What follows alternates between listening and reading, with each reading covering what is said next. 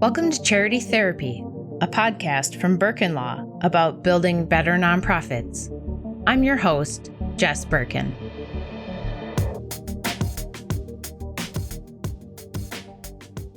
Hello, and welcome to this episode of Charity Therapy. Today, I am joined by my new friend, Patrick Kirby, the nonprofit and fundraising consultant behind Do Good Better. He is a self-described human exclamation mark? Yeah, I get that vibe from you. That fits. If you've listened to Patrick's podcast, the Do Good Better podcast, then you know this is true. Thank you so much for being here, Patrick. This is a blast, not only to make a super cool new internet friend and soon to be real life friend. Oh, hell yeah. But very cool to be on your podcast. I think a lot of nonprofits don't have the guts to say and ask the things that need to get answered in order for them to cross these big hills. Thanks for having me on. I love that. Okay, we're totally going to make a little snippet of that and use that as a testimonial on the podcast page because that you just sold it. Perfect. This is why you're good at fundraising. Yeah. Seriously, though, why I wanted to have you on the podcast is because you do bring this really good joie de vivre and this energy to your work. And I feel like lots of people find fundraising really difficult, really intimidating, really overwhelming, and really full of jargon. And I love how you simplify things, right? Like, do good better. It's keeping it simple. And one thing that I know that you and I have in common as things we like to rant about is when nonprofits say, but this is the way we've always done it. Yeah. So, as our little nugget of wisdom here today, I got to hear your take on but this is the way we've always done it. Why is that statement so dangerous? It is the statement that is always made before the big, hairy, audacious goal is shot down.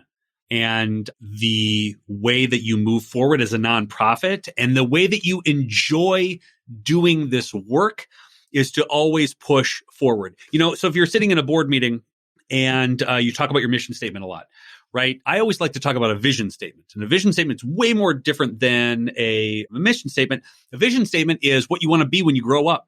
And you cannot grow up as an organization if you refrain from acknowledging that doing it the way you've always done it is the wrong way. And I'm not saying to blow up your organization. I'm just saying, please let the old ways go by the old way, so that you can innovate and have fun and bring enthusiasm and life to a mission that you just really love.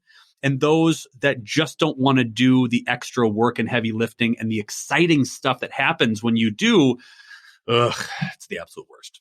Yeah, we were talking before we started recording about the parallels between legal and nonprofit, and fear of taking risks is one of those things. All right. Are you ready to answer some questions? Let's do it. I'm very excited. All right. I work for a small cultural organization in my area. We are starting to get a lot of press attention after a news piece came out on our program, and our email list is growing quickly. So far, my typical marketing activity hasn't really translated to more donations. The Excel donor database and our single MailChimp list just isn't cutting it anymore. I want to build more sophisticated systems to store donor information, build segments, and craft messaging to them, but I don't know where to start. Help. Well, first of all, congratulations. Number one, I think you need to pat yourself on the back a little bit for whoa, we got a good mailing list. Number two, I would concentrate on the content and your impact as far as stories and the things you're sending out, rather than being overly concerned about the amount of donations you get in yet, right? You want to have a lot of buy-in to I feel really good about supporting this organization, et cetera. But you want to be very clear with your calls to action. So don't ask for money all the time. Give them something to be entertained with. Give them something to be educated by, and then make an ask. Give them an opportunity to give at any point in time, but be very purposeful with the amount of times that you make a specific ask for.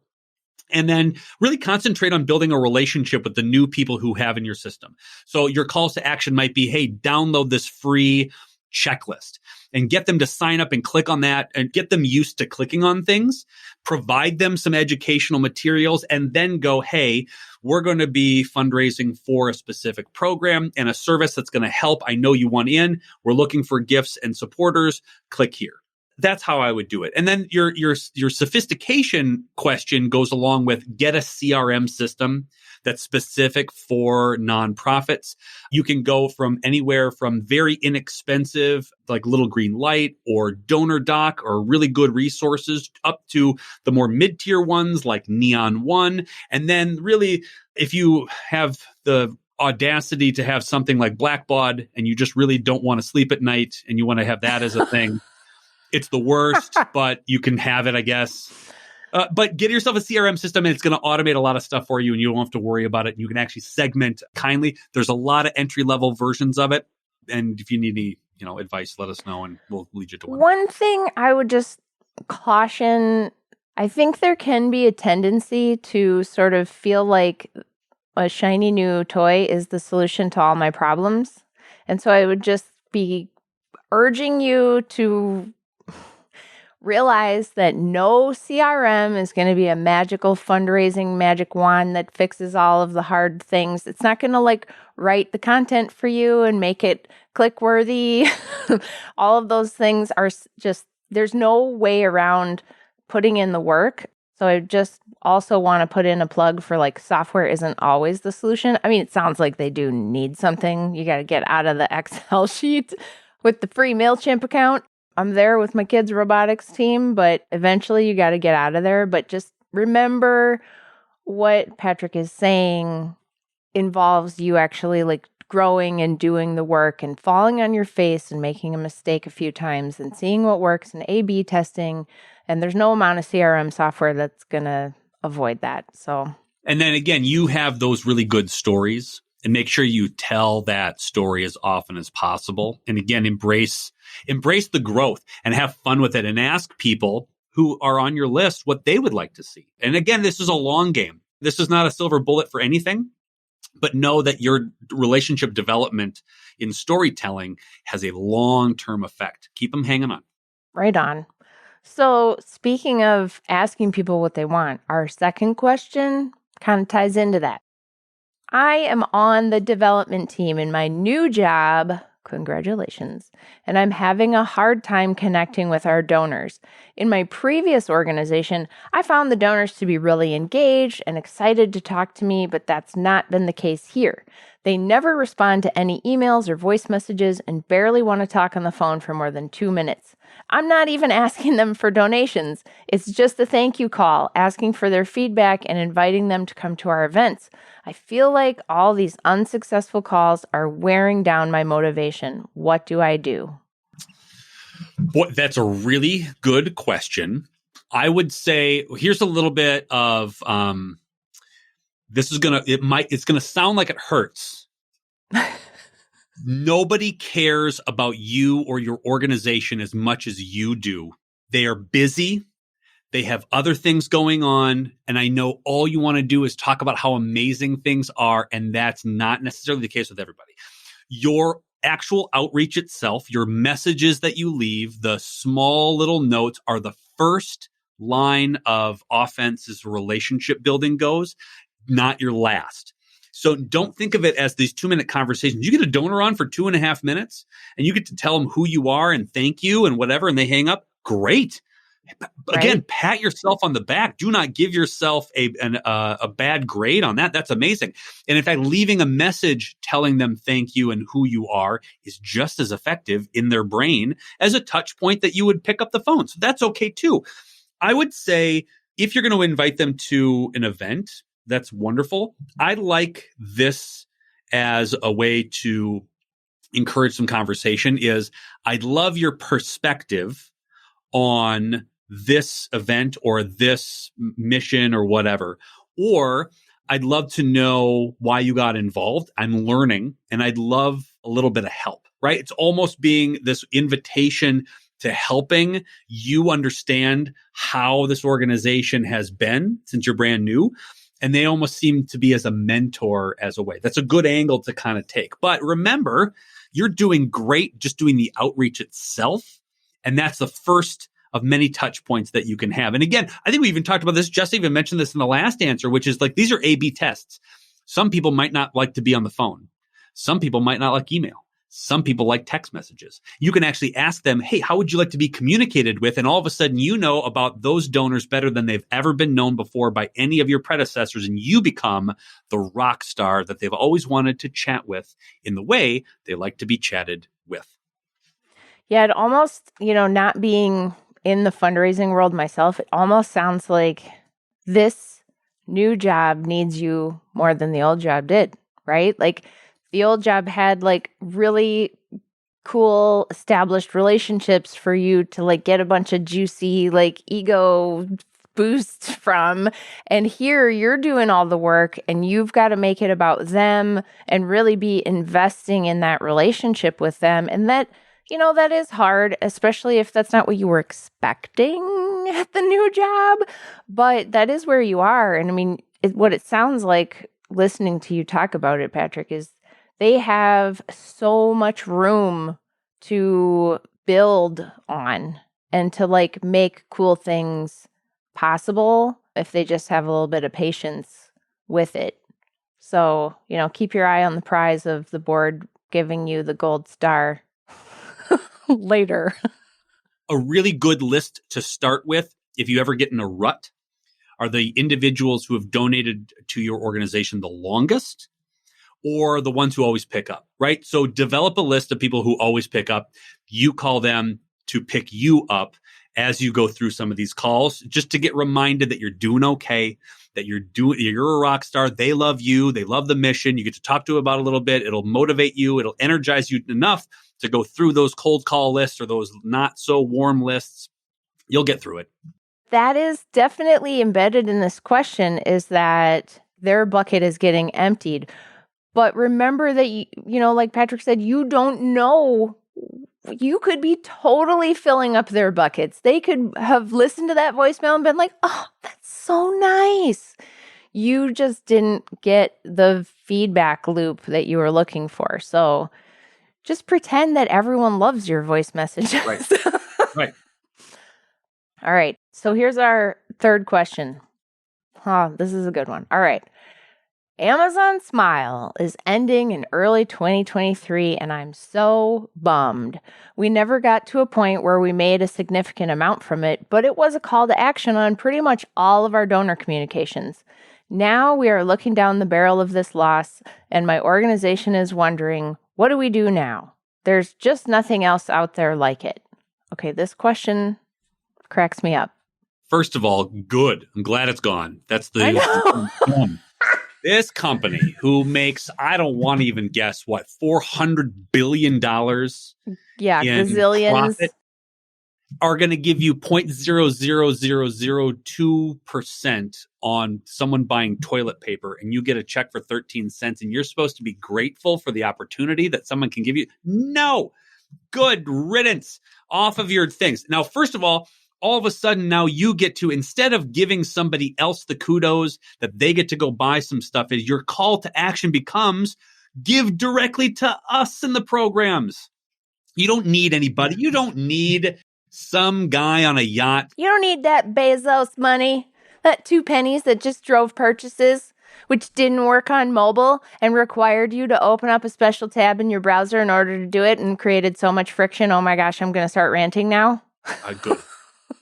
Like, can we talk about the elephant in the room here? You just said you don't get anything from it. It's not a loss. What is lost is all the time and effort you put into putting it on every single donor communication, and now you have to redo all that work, and I am sorry. I have been there. I understand that. It's a pain in the butt. But you didn't lose anything other than your time. In fact, now you gain an opportunity to actually direct everybody who is on your list to what you do. Download this thing from our website. Go click on our Facebook page. Go buy our sweatshirt. Go buy our things. Go donate here to our stuff. Here's another story or a video. You have so many calls to action that doesn't involve you going to a third-party site to pay you fractions of a penny on the $100. This is a Yeah. really golden opportunity. You get to really think back, like, what do you want your donors to do? Did you really want your donors to go remember that they had a water filter that went out on their refrigerator a month ago? No. You want them to remember that they have to buy tickets to your gala, or you want them to be reminded that their dollars impacted the community in which you live. That's what you want to remind them of. And I think this Yeah. is a really good opportunity to nod and go, you know what? Yeah, Jess and Patrick were right. This is stupid and silly, and we're going to go and kick a lot of butt by actually getting your call to action to be about you and those that you serve and the community in which you're making better. I want you to start keeping track of the dollars that you raise. You're going to pick something else, right? You're going to be like, we're going to sell this branded cap, or we're going to do, the cute dog leashes with our rescue logo, whatever it is. You're going to do something to replace this. And you need to keep track of those dollars. And then I want you to write back to the podcast in 6 months or 9 months or a year or whatever it is. And I want to know the percent increase that you have experienced. And I'm going to make a prediction. If that letter comes in, it's going to read something like this. Dear Jess, I sold one t-shirt and made more money on that than Amazon Smile ever. Yeah. All right. I made a little list of good takeaways. First of all, in your fundraising, focus on creating great content. Tell the story. Tell your story. Tell your amazing stories as well as you can. Secondly, software is not the savior for your fundraising. Just remember, new software is fun and exciting, but it won't solve all your problems. Also, a big theme in here was make it about the donor. Ask them. What do they want? What do they like? What's their perspective?